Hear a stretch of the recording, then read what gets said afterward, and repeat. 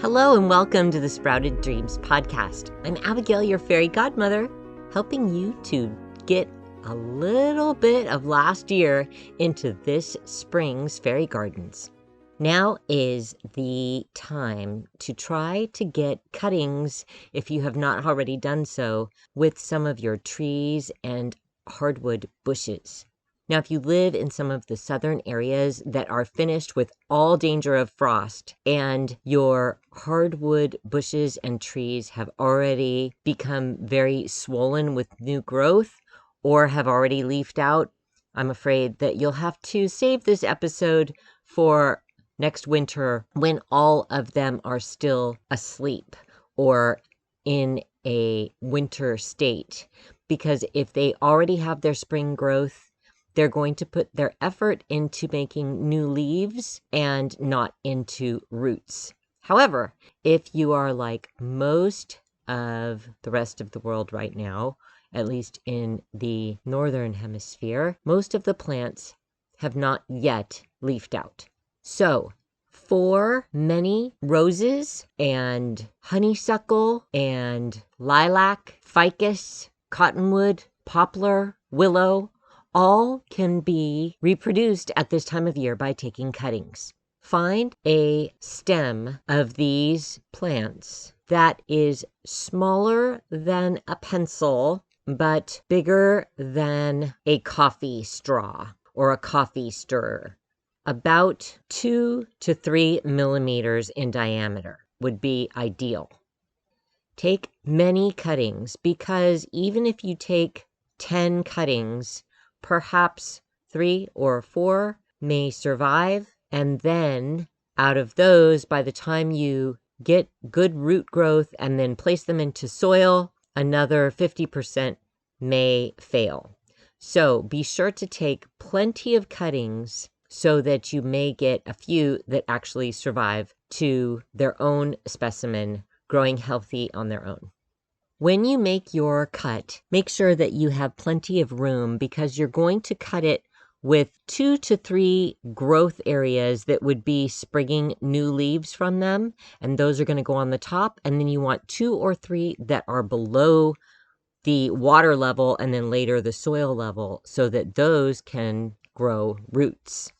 Now, you'll want to also use a rooting medium for this. Some people use a rooting hormone, which is a powder that you can dip the rooting part into. Or if you have willow trees nearby, you can get cuttings of the willow trees as well as get your rooting hormone from this water.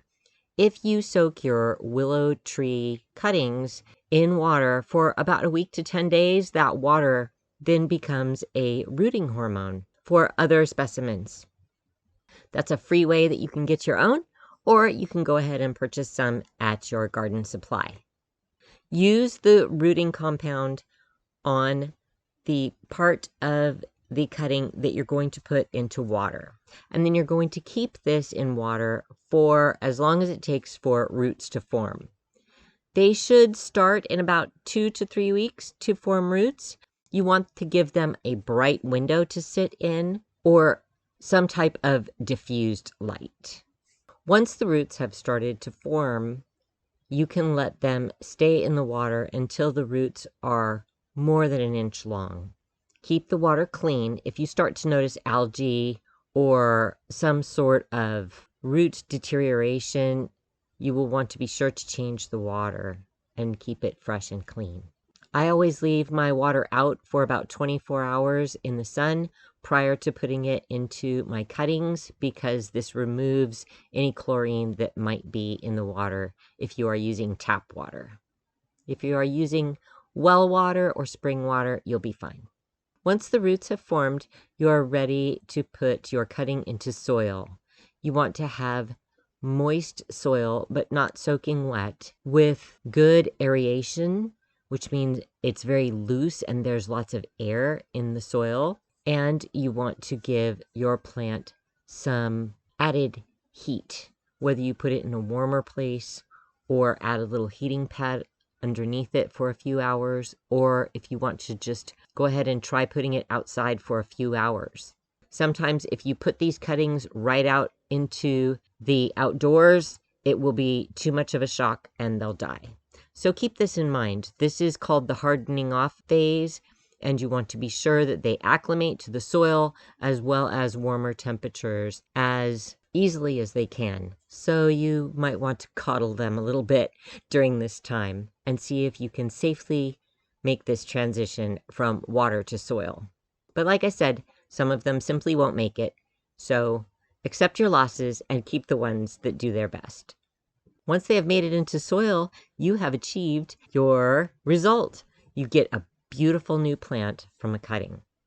Then you can add it into a larger pot and perhaps make it into a little fairy garden with a ficus tree in the middle and perhaps put some Charlie plants that drape over the sides. And then you can add a fairy house and some fairies and beautiful artificial flowers and some little toadstools. You have a whole display. I really love to use ficus trees, as well as some of the vines in my gardens. I got a beautiful cutting of honeysuckle this way, and when we bought our first house, when my husband and I were first married, I got all of my plants in this way. All of them from cuttings, all my roses and all my trees. It was really a fun way to do it. So if you're on a tight budget this spring, get your cuttings going. I will put a few extra notes into the show notes, and please head over to sprouteddreams.com and see the new blog section where I will post an article there as well. Until next week, happy fairy gardening. This podcast has been brought to you by Sprouted Dreams. Like I mentioned, please head over to sprouteddreams.com where I will have a lovely article for you to make your own plant cuttings with some pictures and tutorials there at sprouteddreams.com.